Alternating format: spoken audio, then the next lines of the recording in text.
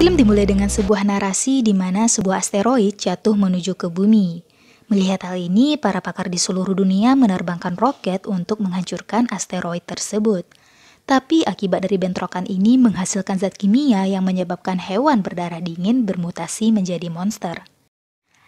Karena kejadian itu, populasi manusia berkurang hingga 95%. Dan manusia yang selamat bertahan hidup dengan bersembunyi di bunker, gua, dan lain sebagainya. Dan mereka hidup secara berkloni. Joel, salah satu orang yang selamat, tinggal di bunker bawah tanah selama 7 tahun bersama dengan anggota koloninya yang sudah berpasangan. Dia memiliki tugas untuk memasak di dapur. Sampai suatu hari, bunker mereka berhasil dibobol oleh monster. Para lelaki segera pergi menghadang monster. Sedangkan Joel tetap di bunker. Mereka beranggapan kalau Joel terlalu takut untuk berhadapan dengan monster secara langsung. Yang tersisa segera berkumpul di ruang monitor untuk memantau. Hal yang tidak diinginkan pun terjadi. Salah satu anggota mereka berhasil ditangkap oleh monster. Melihat hal ini, Joel pun segera pergi untuk memberikan bantuan.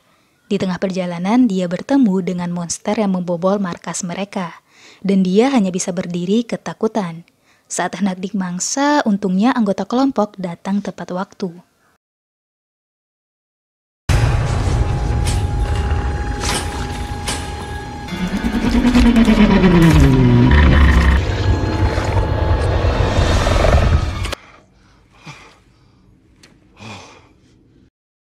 Scene kemudian berganti di mana Joel asik menggambar monster yang membobol markas mereka tadi menggunakan pensil warna yang diberikan oleh Amy, pacarnya, sambil mengingat kembali pertemuan terakhir mereka saat monster menyerang kota asal mereka. Setelah selesai menggambar, Joel kembali berusaha menghubungi kloni Amy melalui radio. Setelah beberapa kali gagal, Joel akhirnya berhasil menghubungi kloni Amy, dan mereka pun berbincang. Tapi sayangnya, sambungan radio tiba-tiba terputus. Scene kemudian berganti di mana Joel telah berkumpul dengan anggota koloninya yang sedang berduka setelah kematian Connor. Joel juga melihat kala kekasih Connor yang sedang berkabung. Melihat hal ini, Joel pun membulatkan tekadnya dan memberitahu anggota kelompoknya kalau dia ingin pergi ke koloninya Amy, karena dia ingin mengejar cinta sejatinya. Dia tidak ingin mati sia-sia tanpa memperjuangkan cinta sejatinya. Kelompok Joel awalnya tidak setuju dengan keinginan Joel, karena perjalanan ke camp Amy membutuhkan waktu 7 hari 7 malam, dan resiko kematiannya sangat tinggi. Tapi Joel telah membulatkan tekadnya, dan mulai mempersiapkan diri untuk perjalanan. Karena melihat tekad Joel, anggota kelompok membuatkan Joel sebuah peta menuju camp Amy, dan memberikan beberapa arahan serta semangat kepada Joel. Dan perjalanan Joel pun dimulai.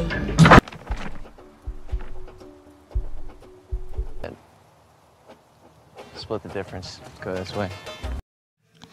Pada awalnya perjalanan Joel berjalan mulus, hingga tiba-tiba dia bertemu dengan kodok raksasa yang hendak memakannya. Untungnya seekor anjing datang tepat waktu menyelamatkan Joel.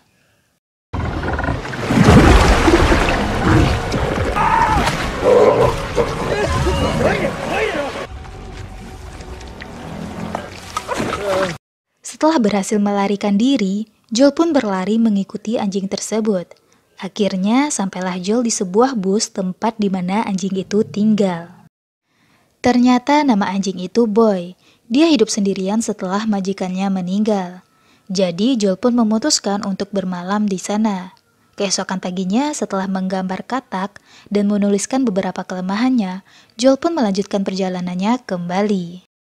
Boy yang melihat Joel pergi segera mengikutinya sambil membawa baju merah tuannya. Setelah menyimpan baju tersebut ke dalam tas, Joel pun mengajak Boy untuk ikut bersamanya. Dan petualangan Joel dan Boy pun dimulai. Pada awalnya, perjalanan mereka berjalan mulus, hingga tiba-tiba Joel terjatuh ke dalam lubang pelahap pasir. Saat monster pelahap pasir hendak menyerang Joel, datanglah penyelamat bernama Minnow dan Clady.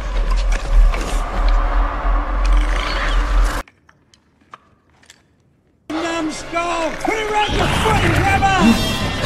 Clyde, this is Minnow. You're lucky we weren't monsters. Minnow, finish him off.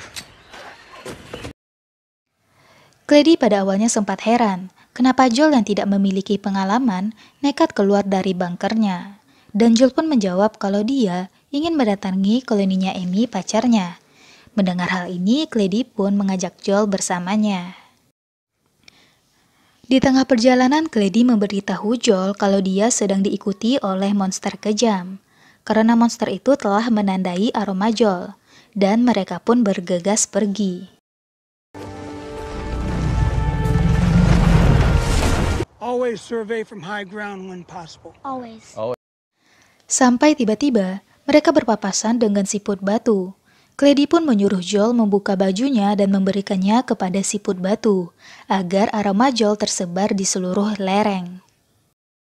Joel sempat kaget karena ada monster yang baik.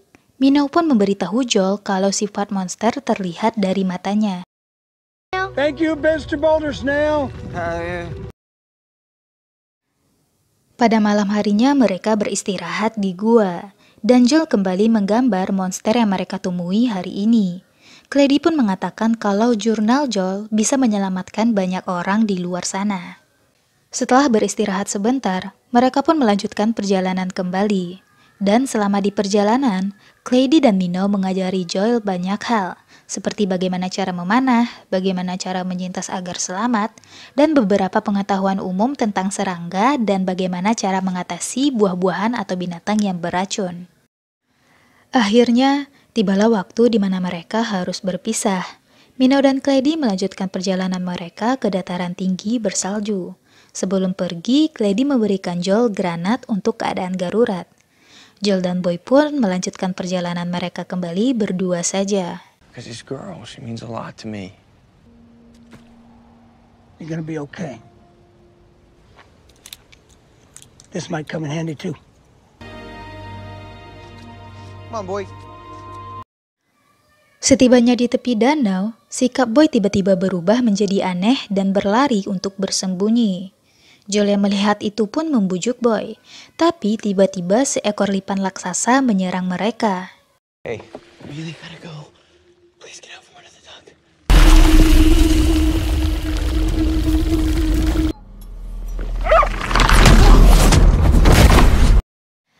Melihat Boy yang terkepung mengingatkan Joel kembali tentang apa yang terjadi pada orang tuanya.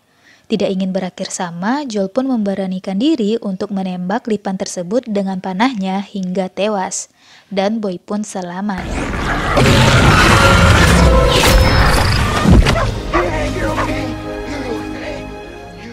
Scene kemudian berganti pada malam hari, di mana Joel dan Boy yang sedang berteduh bertemu dengan robot Mavis. Robot Mavis memberi bantuan kepada Joel untuk menghubungi Amy melalui radio menggunakan daya isi dari baterainya. Radio akhirnya terhubung dan Joel memberitahu Amy kalau dia hampir sampai ke koloninya Amy. Amy juga memberitahu Joel kalau seorang kapten pesiar datang ke koloninya untuk membawa mereka ke tempat baru yang aman. Dan tiba-tiba sambungan terputus kembali. Setelah itu, Joel pun berbincang kembali dengan Mavis yang baterainya hampir habis. Mavis kemudian memperlihatkan foto orang tua Joel sebagai hadiah terakhir darinya. Di tengah suasana yang indah, baterai Mavis akhirnya habis. Oh my God.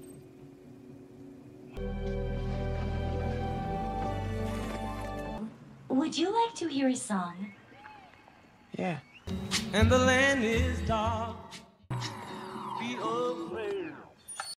Keesokan paginya, setelah menguburkan Mavis, Joel melanjutkan perjalanannya kembali.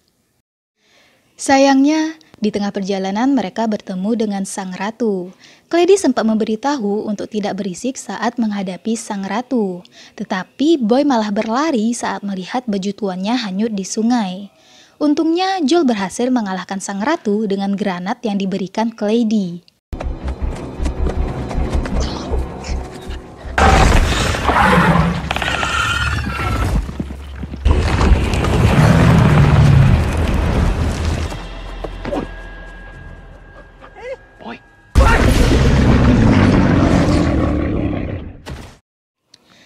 Setelah itu Joel pun berenang ke seberang sungai, dan badannya dipenuhi dengan lintah beracun. Setelah berhasil menyingkirkan lintah tersebut, Joel segera memarahi Boy, sedangkan Boy yang ketakutan segera kabur. You! This is all your fault! One more! Efek samping dari lintah tadi mulai beraksi. Joel mulai mengalami halusinasi. Untungnya Joel mengingat kalau pakis dapat menetralisir racun dan segera memakannya. Setelah itu halusinasi Joel semakin parah, sampai-sampai dia berhalusinasi bertemu dengan Amy. Dan setelah itu pingsan. That was nice. Scene kemudian berganti di mana Joel telah terbangun dari pingsannya. Dan ternyata apa yang dialaminya bukanlah halusinasi. Dia memang bertemu dengan Amy dan sudah berada di campnya.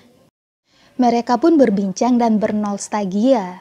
Amy mengatakan kalau mereka sedang bersiap-siap untuk pindah, karena kapten kapal akan membawa mereka ke tempat yang lebih aman. Setelah itu, Amy pun pergi, dan Joel pun mulai melihat-lihat isi camp Amy, dan bertemu dengan kapten kapal beserta krunya. Dan mereka pun berbincang-bincang sedikit. So you've met these specimens, but this beautiful lady is one hell of a journey, Joel. It was. I don't get it. Setelah itu, Joel pun kembali mengikuti Amy yang sedang berkemas. Saat Joel hendak membahas tentang hubungan mereka kembali, Amy memotong dan mengatakan kalau dia sudah mempunyai kekasih, tetapi telah meninggal. Dan perasaan sukanya kepada Joel telah menghilang. Dia juga mengatakan senang berkomunikasi kembali dengan Joel, karena itu bisa mengalihkannya dari kejenuhan mengurus camp. Joel yang mendengar ini pun merasa bodoh, karena pergi begitu saja dari campnya dan mengabaikan perasaan orang-orang yang menyayanginya di sana, hanya untuk mengejar harapan palsu. Setelah kejadian itu, Joel pun duduk termenung sambil menatap peta pemberian anggota koloninya, dan menemukan pesan semangat yang diberikan anggotanya.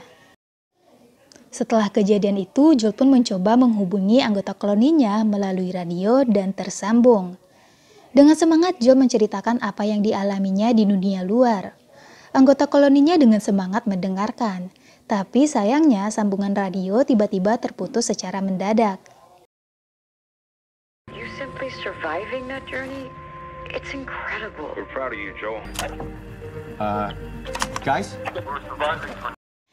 Setelah itu, Joel pun mulai mengemasi barangnya dan memutuskan untuk kembali ke koloninya. Saat sedang berkemas, Joel menemukan bir yang dibuat kelompok kapten terbuat dari beri beracun. Joel pun mengetahui niat buruk kapten tersebut dan berusaha memberitahu Amy. Tapi sayangnya, tiba-tiba kepalanya terpukul dari belakang. Joel. Scene kemudian berganti di pagi hari, di mana Joel beserta seluruh anggota koloni Amy telah disandra dan diikat. Ternyata, kapten beserta kru kapalnya adalah sang pencuri makanan. Mereka mendatangi koloni yang lemah dengan iming-iming akan membawa mereka ke tempat yang aman sebagai alasan.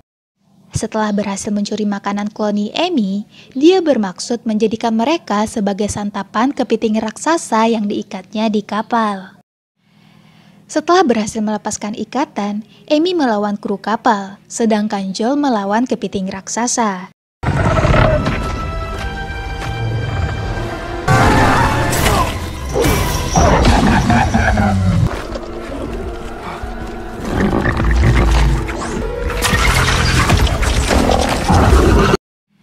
Karena keadaan yang di luar kendali, kapten beserta ajudannya segera pergi ke kapal sambil membawa stok makanan mereka. Dalam keadaan yang genting, untungnya Boy datang entah dari mana secara tiba-tiba dan mencoba membangunkan Amy yang pingsan. Di sisi lain, Joel berhasil menemukan kelemahan kepiting tersebut dan meminta Amy untuk melemparkan senapan dari kapten yang tertinggal. Saat hendak menyerang kepiting, Joel secara tidak sengaja menatap matanya dan mengetahui kalau ini adalah monster yang baik. Joel kemudian menyadari kalau kepiting itu dikendalikan kapten dengan rantai yang dialiri listrik. Melihat hal itu, Joel pun memutuskan untuk menimbak rantai yang mengikat kepiting. Setelah berhasil bebas dari rantai, kepiting itu segera berenang ke kapal kapten dan memakan mereka semua.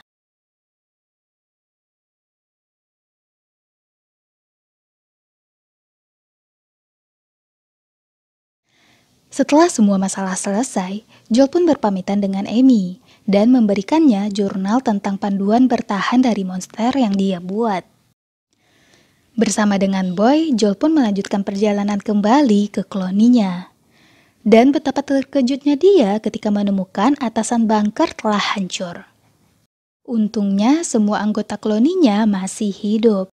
Setelah itu, Joel pun melakukan siaran radio secara langsung yang menceritakan pengalamannya 7 hari di dunia luar. Dia juga mengajak semua orang untuk melihat dunia luar yang indah, karena masih ada tempat yang aman bagi manusia, yaitu dataran tinggi. Jadi dia mengajak semua orang untuk keluar dan pergi ke dataran tinggi dan melawan semua monster.